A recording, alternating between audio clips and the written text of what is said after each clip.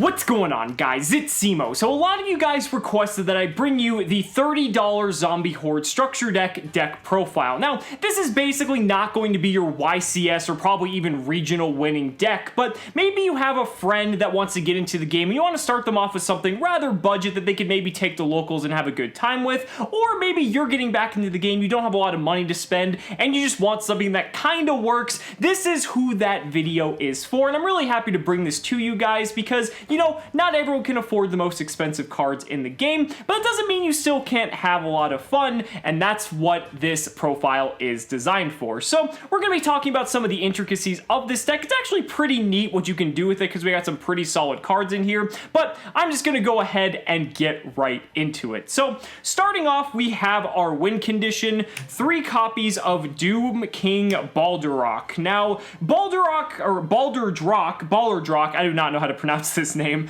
He is a pretty good win condition. I mean, he's 2800 attack, just as any boss monster hopefully should have a lot of attack, and essentially the whole purpose of our deck is to turbo into 1, if not more, copies of this if possible, because its effect is utterly insane, especially in tandem with Zombie World. Because as long as Zombie World's up, all of our opponent's monsters are going to be treated as zombies, which means when any of their effects activates, once per chain, we can use the Balderrock's effect to basically either negate the effect of that monster, or we can just banish one monster on the field or in the graveyard. So just a really powerful card, not to mention it recurs itself every single standby phase that we have a field spell in our field spell zone. So we're going to try to basically get this into the graveyard as quickly as possible and then special summon it back out to the field by hopefully turboing out Zombie World. That's kind of the game plan with this deck, and what's neat is you can only resurrect once per turn, but since there's going to be 2 standby phases before your next turn rolls around, if you happen to have multiple copies, you can resurrect one during your opponent's standby phase and then another during your own if that first one manages to survive. At that point, you should probably have the game sealed up. So that's kind of what we're aiming to do. To supplement that, though, we do need to play 3 copies of Glow Up Bloom. This is one of the ways we're going to get to our Balderrock, because essentially, when it's sent to the graveyard, you can banish it, and basically, you can just add it to your hand, the Balderrock specifically. You can add it to your hand, but if you have a field spell, I think it specifically has to be Zombie World. Yes, it has to be Zombie World. You can special summon Balderrock immediately to the field. So again, we're going to be focusing on milling a lot in this deck, as well as turboing out Zombie World as quickly as possible. That's why we want this card. It's just very, very solid and pretty much helps us get to our win condition. Going forward, though, we have 3 copies of Necro World Banshee. This is basically, since we don't have terraforming in the deck, I feel like we're kind of obligated to play this card because if it gets to the grave, which there's a lot of ways to mill it, we can get a Zombie World to our field, which is really good. It also has an 1800 body, which is pretty significant, especially by like starter or structure deck standards. So I mean, the body on it's pretty good, and the fact that we just really need to have as many ways as possible to get to the Zombie World is really, really important, especially when we got stuff like Needlebug's Nest, which is going to just mill 5. If we can hit like one of these, that would just be solid and just helps us generate more advantage. We want to have a lot of good mill targets, and Necro World Banshee helps fill those gaps. Moving on, though, some cards we've seen before, 3 copies of Unizombie. Unizombie is basically like Foolish Burial on legs. You can send the Balderrock with this if you need to. You can send Mizuki, which is probably better. It just really depends on the circumstances, but Unizombie is an absolute must, and just pretty much to get to our Unizombie, we're also playing 3 copies of the Shiranui Solitaire. It's essentially like a Lone Fire Blossom that can get to our Unizombie, which can then get us to anything else, but I think it can also get to the Glow Up Bloom as well, because Glow Up Bloom also has 0 defense, so just a neat interaction there that could potentially come up. Overall, we just want to get as many good just zombies in this deck, and luckily there's a lot of good targets to choose from, another of which is Mizuki. Mizuki's probably one of the best cards in this deck because it's basically just Monster Reborn in monster form. You basically just banish it and summon one of your zombies, which is really amazing considering every single monster in your deck is a zombie. Even if you weren't playing zombies, you have Zombie World, which makes everything in the graveyard zombie as well. Very, very solid card. We want to hit this off as many mills as possible. You're going to be sending this to the grave a lot. To complement though, we have 3 copies of Gozuki. Gozuki is also really good. Again, just very similarly to Unizombie, it's also kind of like a Foolish Burial where we can just get zombies into the grave very rapidly. And then if it gets sent to the grave itself, we can actually kind of extend our plays because it allows us to special summon zombies from our hand if it does get banished. So that's pretty neat. I think the fact that we have some just pseudo extenders in the deck, there's not a lot of extenders because even if we have like really good cards that get more monsters on the board, there's not really a lot we can do with them in this deck, but Gozuki fills a very important role. And again, if we just have as many ways as possible to dump cards into the graveyard, the more the better, especially because Baller Drock is our win condition.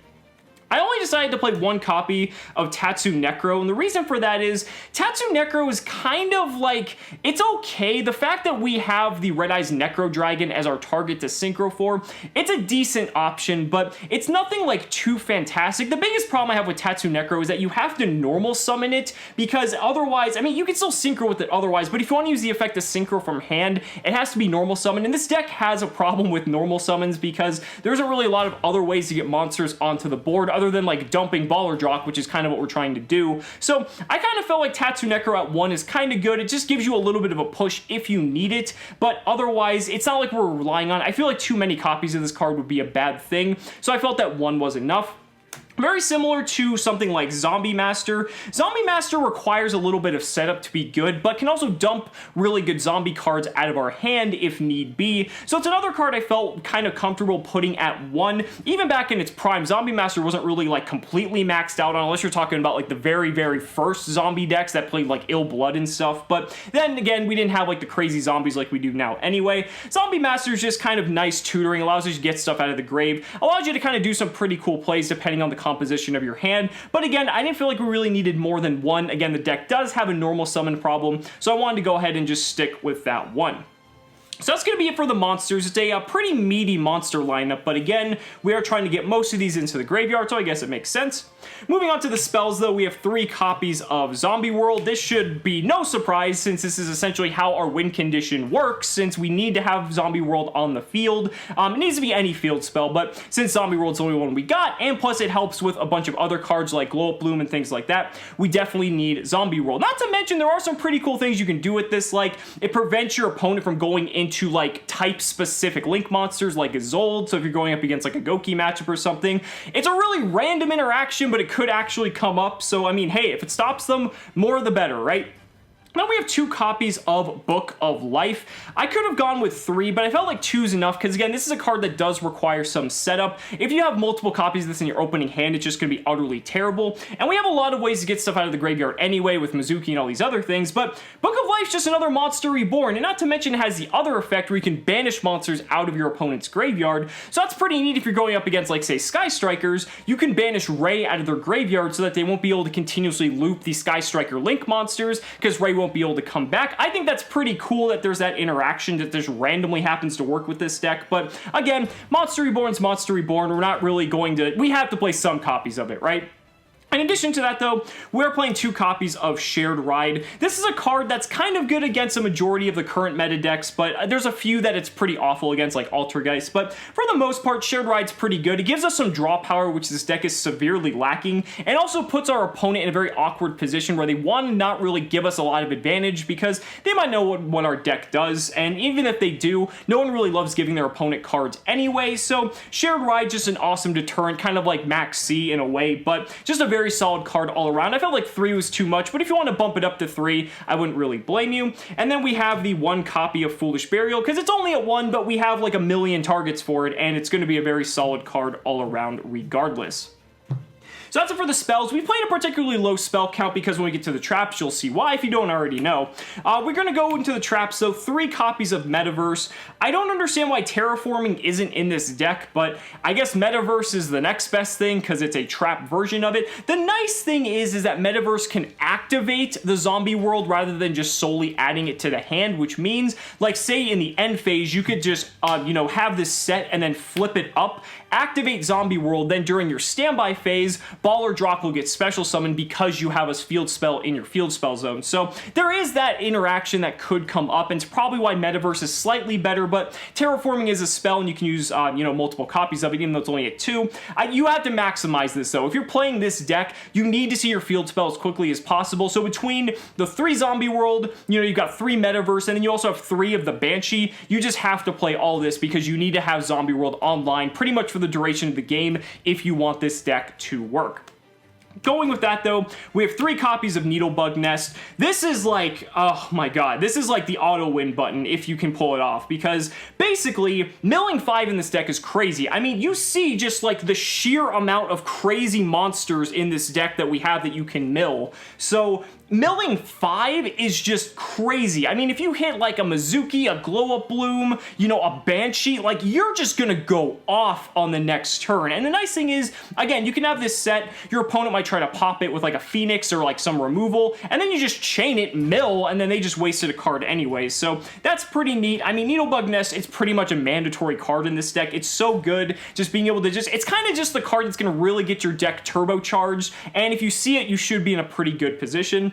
And then rounding off the deck with 40 cards, 3 copies of Anti-Spell Fragrance. So I wanted to keep the spell count low because I wanted to play this card, because this pretty much slows down a lot of the big decks at the moment because they are very spell heavy, and the thing is, we need to just slow our opponent down in whatever way that we can. It's really nice that this card was printed in here, and the thing is, we can slow our opponent down enough, we might be able to overwhelm them with multiple copies of Balderrock, or just being able to go in with a ton of damage with zombies. So by having the Anti-Spell Fragrance, being able to slow them down in that regard, I think that's going to be pretty much one of the ways that we win, or at least slow the game down just enough that we're going to be able to have at least some back and forth with our opponent. I feel like that was the best way to go, and honestly, from the few games that I did play with this deck, it actually worked pretty well. So guys, that's going to do it for the deck profile. I really hope this helped you out and just kind of give you an idea of what you can do with 3 copies of this structure deck. Again, it's not the greatest, but it's something that you can play with. It's something that functions rather well, and it's something you should have a lot of fun with. So guys, thank you so much for watching the video. Be sure to like the video as always, subscribe to the channel for more amazing Yu-Gi-Oh content, and if you found this video helpful,